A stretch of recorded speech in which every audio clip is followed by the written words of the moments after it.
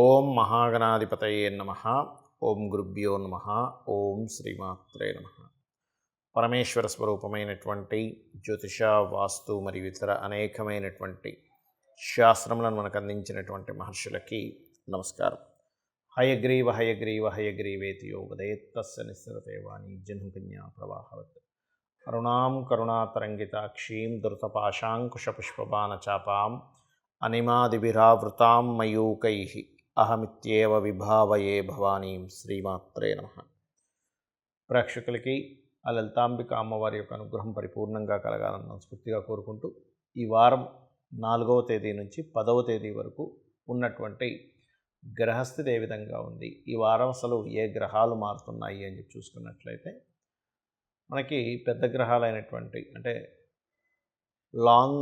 ఎక్కువ కాలం ఒక రాశిలో ఉండేటువంటి గ్రహాలు ముఖ్యంగా గురువు, శని, రాహుకేతువులు యథాస్థానాల్లో ఉన్నాయి. గురువు మేషంలోని, శని భగవానుడు కుంభంలోని, మరియు మీనంలో రాహువు, కన్యారాశిలో కేతువు యొక్క సంచారం జరుగుతూ, రవి మరియు బుధులు మకర రాశిలో, కుజశుక్రులు ధనస్సులో ఉంటూ, ఆ యొక్క కుజుడు 6వ తేదీ నుంచి మకరంలోకి మారుతున్నాడు ఆయన. అదేవిధంగా చంద్రుడు ఈ వారం మొత్తము కూడా మనకి వృశ్చికం నుంచి మకరం వరకు సంచారం జరుగుతుంది. ఈ యొక్క గ్రహస్థితిని అనుసరించి ద్వాదశ రాశుల వారికి ఏ విధమైనటువంటి ఫలితం రానుంది, మరియు అదేవిధంగా ఏ జాగ్రత్తలు తీసుకోవాలి, ఏ దేవతానుగ్రహం చేసుకుంటే బాగుంటుంది, ఏ దేవతానుగ్రహం వీరికి రానుంది అనే విషయం మనం ఇప్పుడు తెలుసుకుందాం. ధనుర్లగ్నము, ధనస్సు రాశి.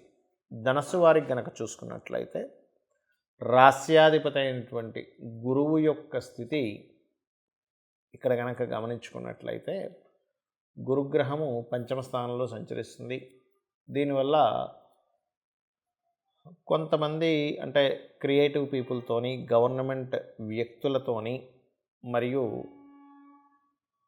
అదేవిధంగా కొంత విదేశాల్లో నివసించేటువంటి కొంత ప్రముఖులతోని మీకు పరిచయాలు ఏర్పడతాయి.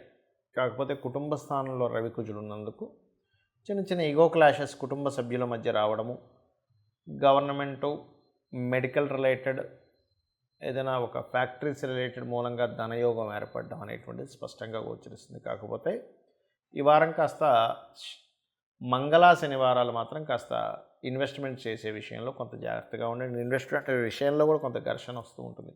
ఇది తండ్రి గారి ఆస్తికి సంబంధించిన విషయంలో కూడా. కాకపోతే అది కొంతవరకు గతంతో పోల్చుకున్నట్లయితే ఇప్పుడు కొంత ఆ ఆస్తి వివాద సంబంధించినటువంటి విషయంలో క్లారిటీ కూడా పెరుగుతుంది.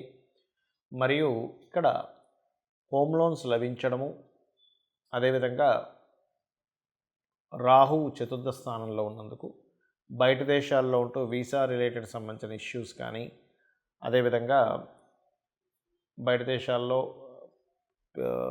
పర్మనెంట్ రెసిడెన్సీ అంటారు, పిఆర్ అంటూ ఉంటారు, అటువంటి విషయాలకి, అక్కడ ఏదైనా సరే మీరు ప్రాపర్టీ కొనుగోలు చేయడానికి చాలా అనుకూలంగా ఉంది అనేటువంటి స్పష్టంగా గోచరిస్తుంది. మరియు ఆ ప్రాపర్టీకి లోన్స్ కూడా రావడానికి చాలా చాలా అనుకూలంగా ఉంది.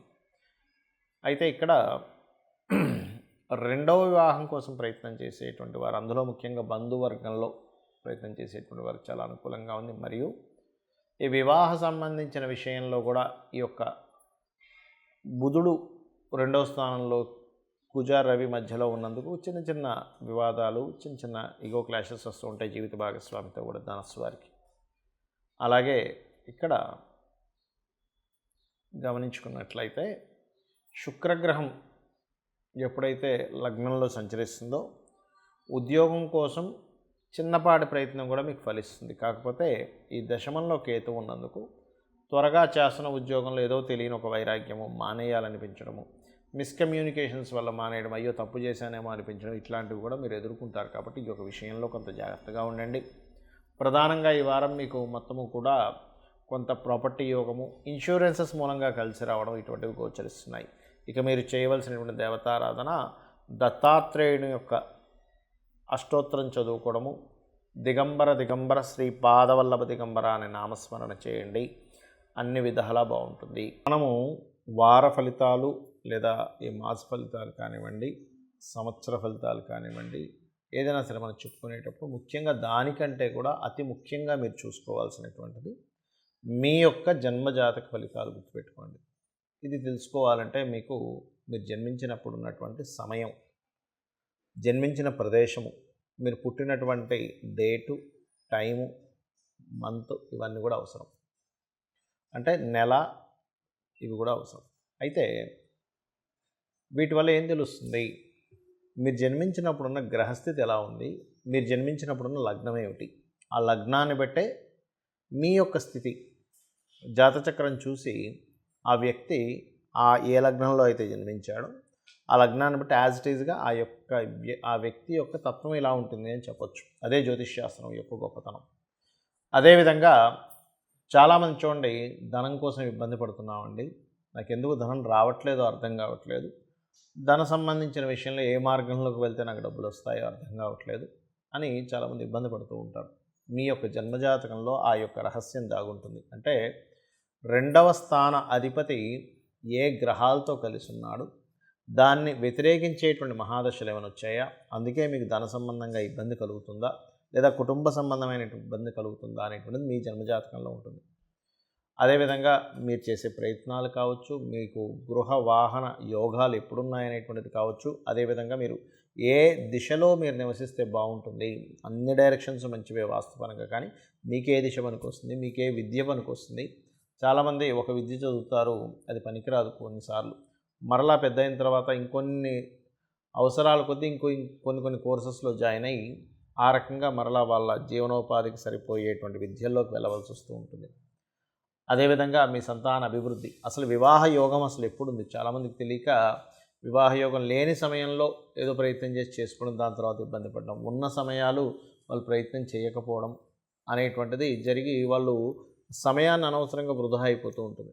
ఆ రకంగా వివాహ సమయం, ఎటువంటి జీవిత భాగస్వామి, ఒకవేళ 2 వివాహాల యోగం కనుక మీ జన్మజాతకంలో ఉన్నట్లయితే దాన్ని ఏ పరిహార మార్గం, చిన్న అమ్మవారి యొక్క నామస్మరణతోని చిన్న పరిహారాలతో దాన్ని ఎలా క్లియర్ చేసుకోవాలి, మరియు అదేవిధంగా మీరు చేస్తున్నటువంటి ఏదైతే ఉద్యోగం కానీ వ్యాపారం కానీ అభివృద్ధిలోకి రాకపోవడానికి గల కారణం ఏమిటి, ఒకే దగ్గర ఉండిపోతున్నామండి, ఎదగలేకపోతున్నామని బాధపడుతూ ఉంటారు. అదేవిధంగా ఇన్వెస్ట్మెంట్స్, ఏ సమయంలో ఇన్వెస్ట్మెంట్ చేస్తే మంచిది, ఎందులో ఇన్వెస్ట్మెంట్ చేస్తే మంచిది అనేటువంటి అనేకమైనటువంటి విషయాలు, దాంతోపాటు విదేశాలకు వెళ్ళనా వద్దా, అసలు విదేశీ యోగం ఉందా లేదా, ఒకవేళ ప్రయత్నం చేస్తే ఎప్పుడు ప్రయత్నం చేస్తే మంచిది, ఇటువంటివన్నీ కూడా మీ యొక్క జన్మజాతకంలో చాలా స్పష్టంగా ఉంటాయి. మరి మీకు ఇక్కడ సందేహం కలగవచ్చు, ఏమండి మరి ఈ జన్మజాతకంలో ఇవన్నీ ఉన్నట్లయితే మరి నేను ఈ వార ఫలితాలు కానివ్వండి, మాస ఫలితాలు కానివ్వండి, ఇవన్నీ ఎందుకు చెప్పుకుంటున్నాము, ఎందుకు వినాలి అని మీకు సందేహం కలగవచ్చు.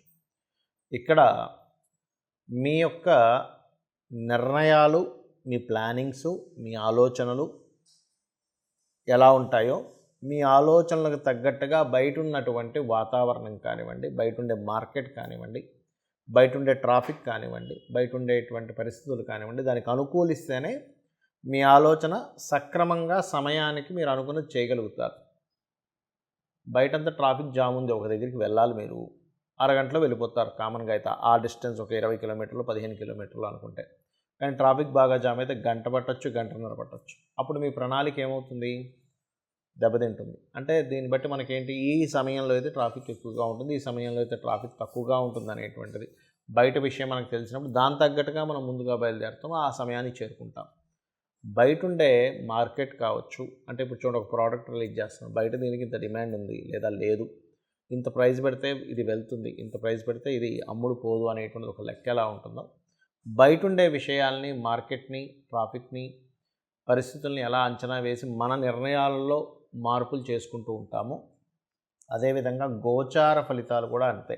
అంటే ఇప్పుడున్న గ్రహస్థితి దేనికి సపోర్టివ్గా ఉంది, ఫలానా రాశి వారికి ఫలానా సంబంధించిన వాటిల్లో సపోర్టివ్గా ఉంది కాబట్టి మీరు ఇది చేయడానికి మీకు కనుక మీ జన్మజాతకంలో కూడా దీని అనుకూలత ఉంటే ఇది చేయడానికి ఈ యొక్క గ్రహస్థితి గోచార రీత్యా బాగుంది అని మనం అర్థం చేసుకొని ముందుకు వెళ్ళడానికి మనం చెప్పుకునేటువంటిది ఈ యొక్క గోచార ఫలితాలు. ఈ గోచార ఫలితాలు చేసుకుంటూ తెలుసుకుంటూ మన జన్మజాతకంలో ఉండేటువంటి గ్రహస్థితిని కూడా తెలుసుకుంటూ మనం కనుక అడుగు ముందుకు వేసినట్లయితే ఎక్కడా కూడా నష్టపోకుండా ఇబ్బంది పడకుండా ఉంటామని చెప్పి మనకు జ్యోతిష్శాస్త్రం మహర్షుల ద్వారా అందింది. ఆ యొక్క మహర్షుల యొక్క అనుగ్రహాన్ని, ఆ లలితాంబిక అమ్మవారి యొక్క అనుగ్రహాన్ని మీకు పరిపూర్ణంగా కలగాలని మనస్ఫూర్తిగా కోరుకుంటూ శ్రీమాత్రే నమః.